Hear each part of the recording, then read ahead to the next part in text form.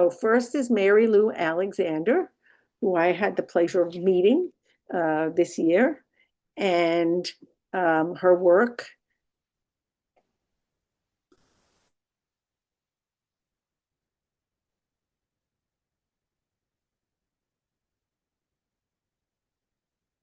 Okay, this is her work, um, and she says this series is about light, as simple and complex as it can be.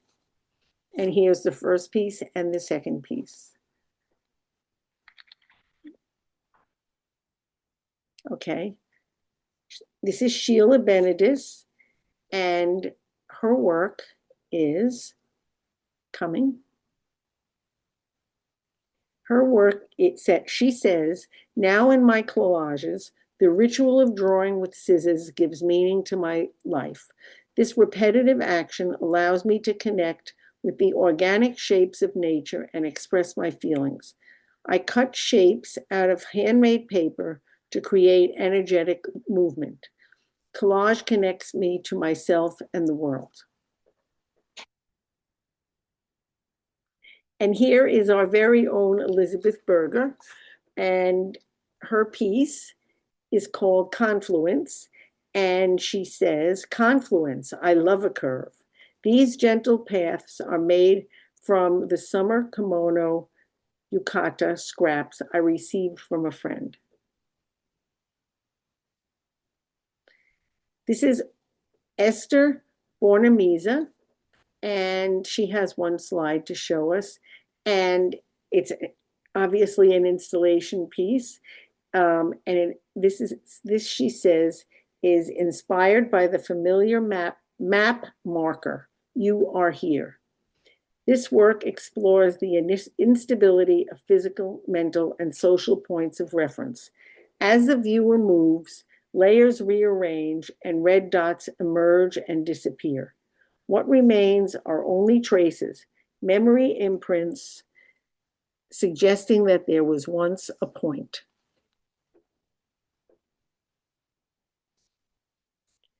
Serena Buski, and her first piece is called Peonia's Apology. This is an elegy to cycles of collapse and return, born from the lingering image of a fading peony, the kind that leans, births, and then disappears. It merges the language of flowers with the trauma that can come with change. Constructed with knotted sari silk, stitched paper, and wire, this piece floats between anatomical relic and botanical ghost. And her other piece, Fallacy of Misplaced Concreteness.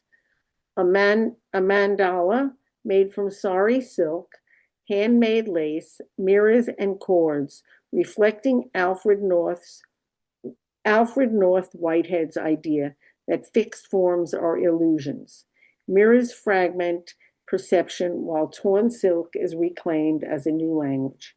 The work records vibration, transformation, and the inevitability of change. And this is Judith Content. And Judith, 2026 saw Judith Content continuing to create hand-dyed and hand-stitched sculptures. These small handheld sculptures were incorporated into 3D compositions, as well as ephemeral fiber installations. This installation was created in late May 2026 on the white sands of Asilomar, Monterey County, California.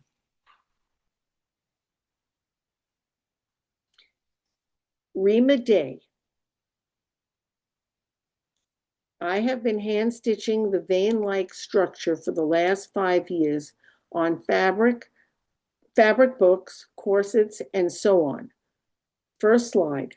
This kimono work was the biggest stitching I have done so far.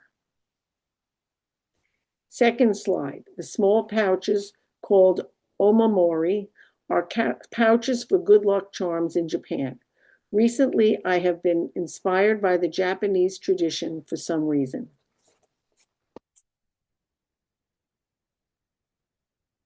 Okay, this is Susan Ball Fader. She has Yukata Play number 2, the lively, mostly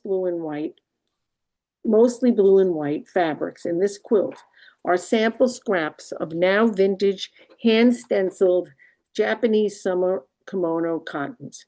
I love moving around and playing with the lively prints and seeing what happens when they are paired with others without losing their own spots. It's important to me that my hand is visible on my work, such as the hand quilting and embroidery on this piece.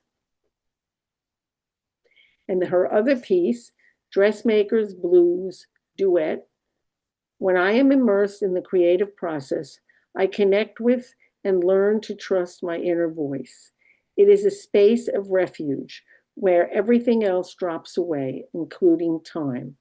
Collage allows my intuition to guide the play of colors and pattern pieces like a puzzle, and in this case allows for transparency. The various blends of fabric remnants are then sewn onto hand-woven Japanese vintage ASA, a type of base linen-like fiber that was once a summer kimono. Pat Frick. My current work has become more three-dimensional. Though it still relates to natural forms and their details, there is often fanciful interpretation, use of color, and a mixture of otherwise related materials. Oh no, well, that's her statement. This one is called Through the Trees. Through the Trees is a photo transfer on silk with stitching, color pencil, and marker. It stems from my continuing fascination with tree roots and branches, here evident in a fungal growth below dead tree bark that has morphed into a colorful landscape seen from within a forest. And this one is called The Great Escape, is dye on felt, woven plastic netting, and coiled plastic coated telephone wire. It is a continuation of the Forest Floor series.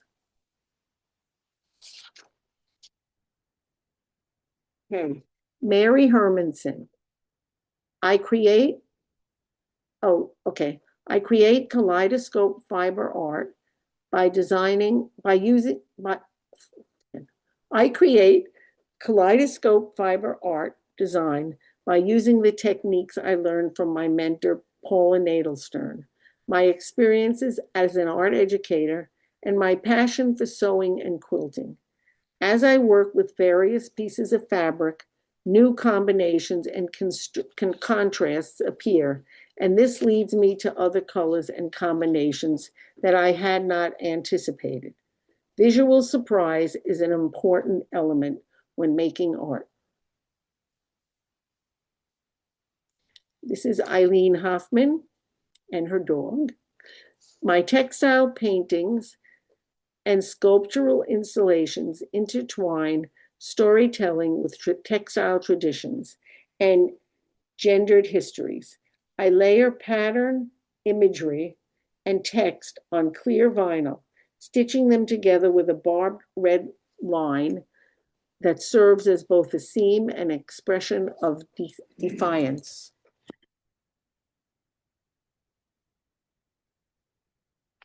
Okay, here we have Reineke Hollander, About Dwellings. I encountered a carton and fabric dwelling, a compound really. It included a small garden of a houseless man, Avenue de la Course, Marseille. Being aware of the housing circumstances of poor people and refugees elsewhere, it made me realize that whatever a being's circumstance, she creates an individual home from whatever materials that can be found in or around one's surroundings. And here is her other piece, Dwelling Interior 8.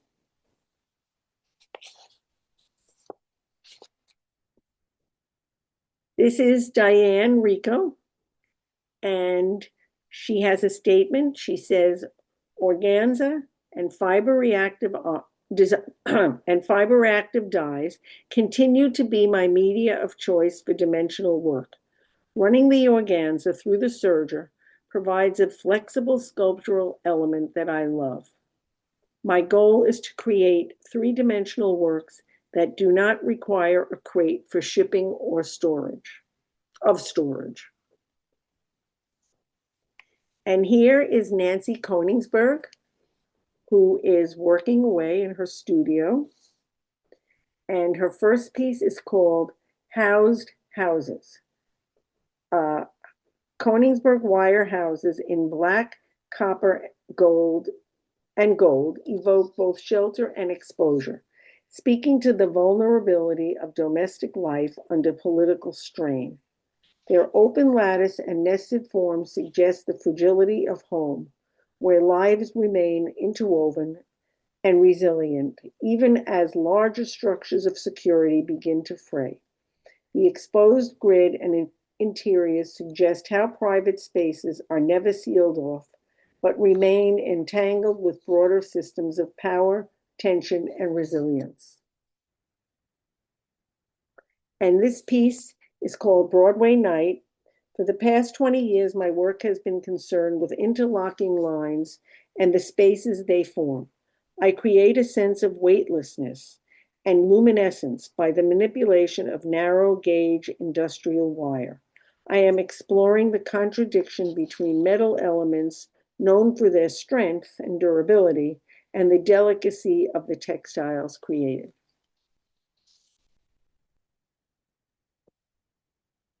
This is Denise Cooperman. Yellow kimono is the first one, and then the next one is blue kimonos. These kimonos are felted paper in the ancient Korean method called jumchi. They are created from several layers of hanji mulberry papers that have been wet felted into a unified composition and stitched. They are expressive of my trip last fall to Japan. This is me. I have always been drawn to fabric and have used it as my palette for design. Natural dyes and indigo have encouraged me to work in new directions. Painting on transparent silk organza with thickened natural dyes creates a new color palette. These fabrics, along with hand stitching, are part of a new body of painterly work. Lori Lawrence. Her piece, Bird Choruses, part of my recent journey to put a lovebird song into view. Part of my recent journey to put loved bird songs into view. Starlings are always murmuring in a secret cacophony. Then come the clicks and clacks, the soft whirs, then long fronds of sharp, silky sounds that fall from the tall poplars.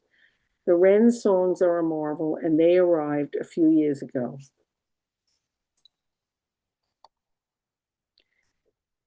Patricia Malarsha, I have challenged myself to change a rectangular length of hemp into the shape of a wing, a metaphor for hope. Hand-stitched ridges create textured patterns and dimension before the piece is dipped in clear and caustic medium. Progressing from piece to piece, each became more wing-like. Finding Flight 1 was the beginning, and Finding Flight 11 was a goal and a new beginning. Ruth Marchese. In November 2018, a proposed fuel tax pushed a large part of the population in France too far. They took to the streets across France wearing des gilets jaunes, vests which all motorists must by law carry in their cars in case of emergency. This is a cry for help and of anger from a population who feels ignored, exploited, and ridiculed. The official demands in French are printed on the second layer of the piece, as well as an English translation of the grievances we in the US could voice. Is there one, Elizabeth? There's two. Oh, is this the second one? That's the first one. I'll put the second one up. Okay. Okay, this one is called Yellow Vests, Gilets Jaunes. And Ruth goes on to write, who are the protesters and what are their grievances? Protesters have largely come from peripheral towns, cities, and rural areas across France and include many women and single mothers. Most of the protesters have jobs, including as secretaries, IT workers, factory workers, delivery workers, and care workers. All say their low incomes mean they cannot make ends meet at the end of the month. The movement is predominantly against a tax system perceived as unfair and unjust, but there are numerous grievances and differences of opinion. Most want to scrap the fuel taxes, hold a review of the tax system, raise the minimum wage, and roll back on Macron's tax cuts for the wealthy and his pro-business economic program. But some also want Parliament dissolved and Macron to resign. Debbie Morris. Okay, she says, over the past year, I have continued to explore new techniques and medium. Untitled Nodes is one of the pieces I made during the Work in Progress show in Mexico City in February, where I focused on creating structures using cargo net knotting. And this one is notably 5 inches by 10 inches by 10 inches.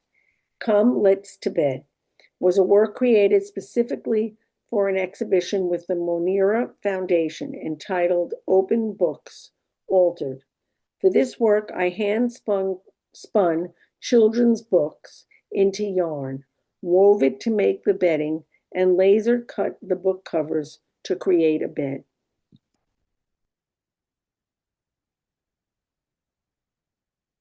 Gabrielle Norino. Concept. The name of it is Diana with Rondo.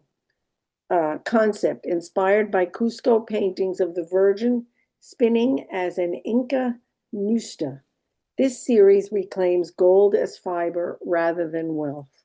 If colonial gold speaks of plunder and power, my gold carries memories that precede conquest. Stories displaced by the colonial gaze, yet preserved through centuries in the hands that weave, transmit knowledge, and resist.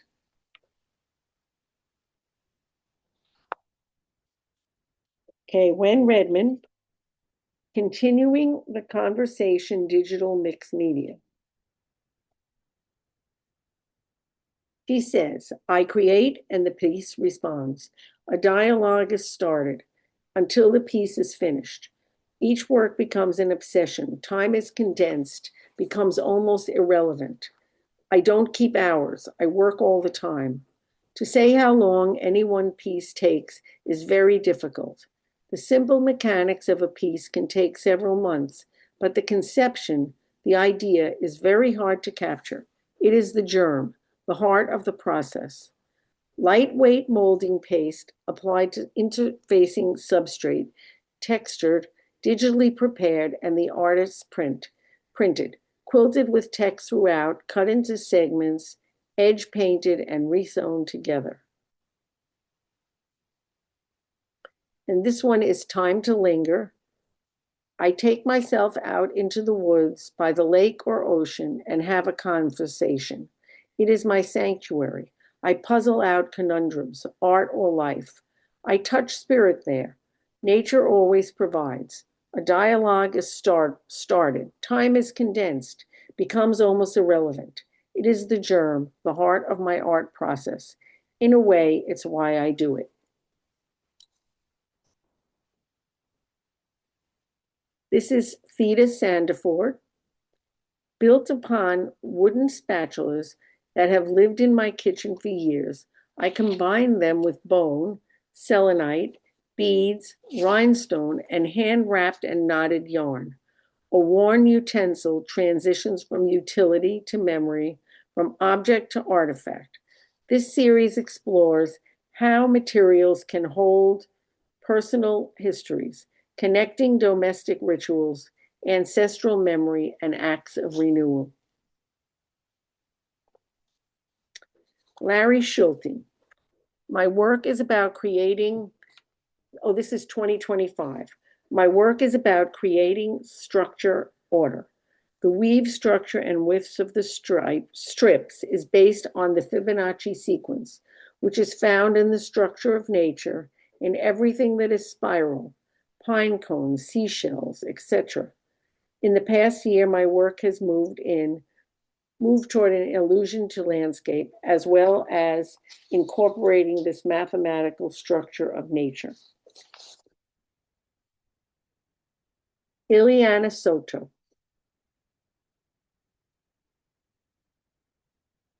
Ileana, fractured and slash contained. I printed this design on election day, the first Tuesday of November 24th, an anxious time. After the election's results, I needed to soothe my soul. I did that by developing this piece further. The expanse of white space allowed me some breathing room. Even though my patterning imparts a degree of chaos and fracturing, I saw hope in the open spacing. I added diagonal lines. Their enclosures softened and contained the movement, slowed it down.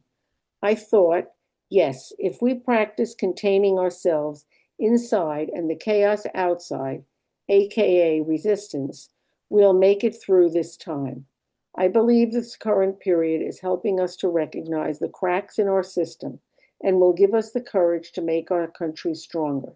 Hence my title, Fractured / Contained.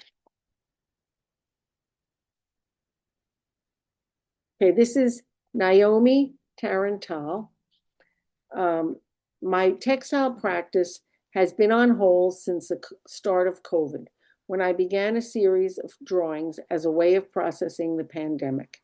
On New Year's Day of this year, I embarked on a project called What I'm Drawn to, creating a drawing a day for the year, using permanent markers, Sharpies, and Jelly Roll pens.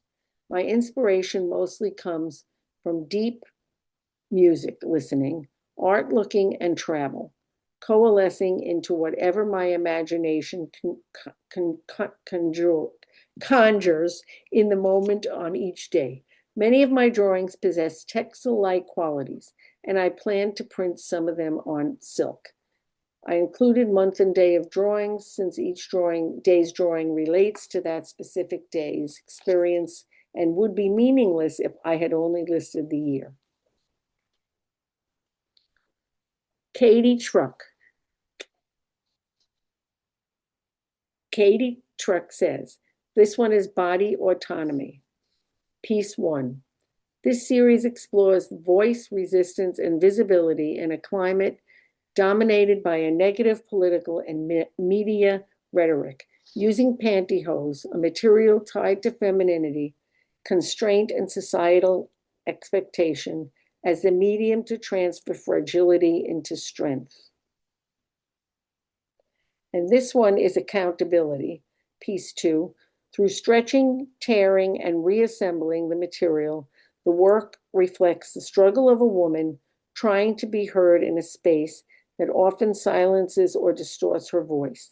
The process is slow and deliberate, standing in contrast to the impersonal nature of contemporary media. Rather than echoing negativity, this project offers a quiet form of protest, one rooted in persistence, vulnerability, and reclamation, asserting that even the softest voices carry power.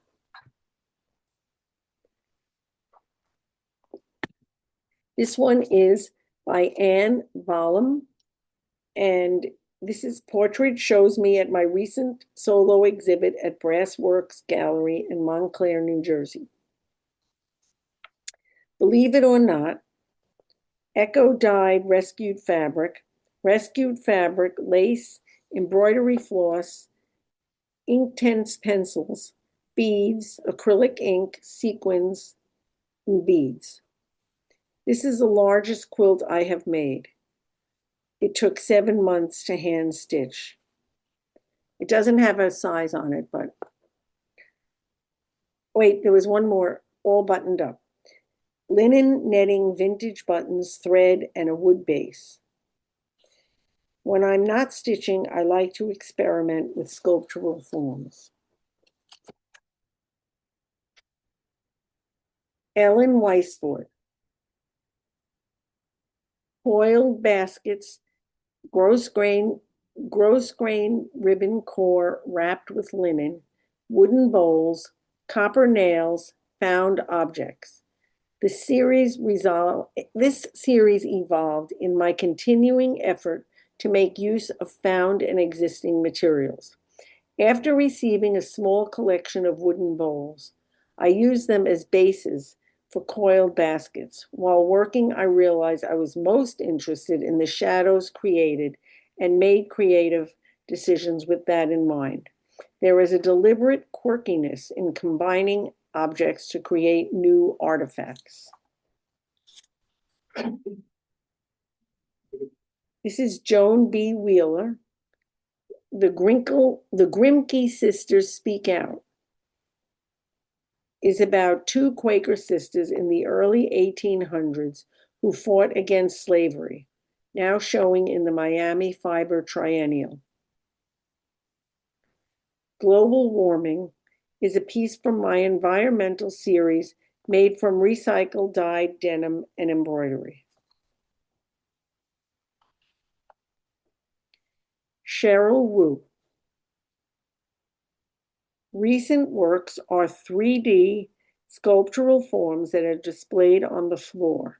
These soft sculptures, once upon a time, and a collaborative conclave convened, are inspired by the beach, the shoreline, and memory. What exists, what we discover, what we remember when we look closely. Burlap, upcycled shawl, wool fleece, upholstery fringe, assorted woolen thread, crocheted, stuffed, embroidered, and couched. And that's the end of our talk for our slideshow.